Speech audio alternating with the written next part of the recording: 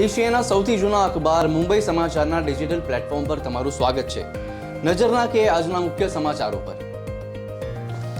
સૌથી પહેલા વાત કરીએ રાજકારણની।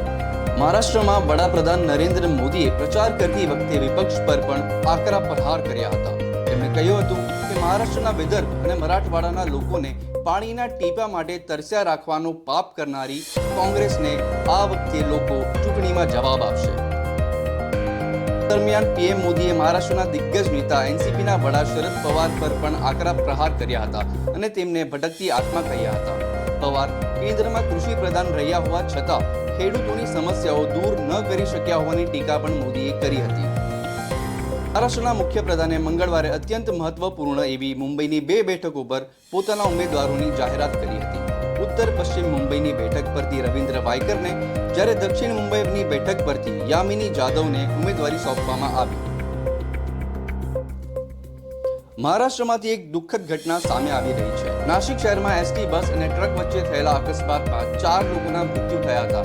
જો કે આ ઘટનામાં અનેક લોકો જખમી થયા છે અને મૃત્યુ પામનારાની સંખ્યા વધે તેવી શક્યતા છે। બહુચર્ચિત શ્રદ્ધા વાલકર હત્યાકાંડ જેવી જ ઘટના નવી મુંબઈમાં બની હતી। નિઝામ ખાન નામના પરિણીત શખ્સે પોતાની સાથે સંબંધ રાખવાની ના પાડનારી પૂનમ ક્ષીરસાગરના શરીરના અનેક ટુકડા કરીને તેને સૂટકેસમાં ભરી દીધા હતા। પોલીસે આરોપી નિઝામ ખાનની ધરપકડ કરી છે। મુલુંડ વિસ્તારમાં ફક્ત 200 રૂપિયાના ચિકનના બિલની બાબતે થયેલા ઝઘડાના કારણે એક જણની હત્યા કરવામાં આવી હોવાની ચોંકાવનારી ઘટના સામે આવી। આ ઘટનામાં ઘાયલ થયેલા વધુ એક જણની હોસ્પિટલમાં સારવાર ચાલી રહી છે। પોલીસે આ મામલે 5 જણની ધરપકડ કરી છે। વાત કરીએ ક્રિકેટની। ભારત અને દક્ષિણ આફ્રિકા બાદ ઇંગ્લેન્ડે T20 ટીમની જાહેરાત કરી। આઈપીએલનો ફીવર શરૂ છે ત્યારે T20 વર્લ્ડ કપની પણ તૈયારીઓ શરૂ કરી દીધી છે। ઇન્ડિયા અને સાઉથ આફ્રિકાએ પોતાના T20 સ્ક્વોડની જાહેરાત કરી છે। ઇંગ્લેન્ડની ટીમ જોસ બટલરની કેપ્ટન્સી હેઠળ T20 વર્લ્ડ કપમાં ઉતરશે। ભારતે T20 વર્લ્ડ કપ માટે પોતાના ટીમની જાહેરાત કરી છે અને તેમાં કયા વિકેટકીપર બેટ્સમેનને પસંદ કરાશે તેના પર બધાની નજર હતી। જો કે KL રાહુલના બદલે સંજુ સેમસનને સ્થાન અપાયું છે અને રિષભ પંતનું પણ ભારતીય ટીમમાં પુનરાગમન થયું છે। હવે વાત કરીએ બોલિવૂડની। એકતા ટાઈગર, વોર અને પઠાણ જેવી ફિલ્મો બાદ વધુ એક સ્પાય થ્રિલર ફિલ્મ બનવા જઈ રહી છે।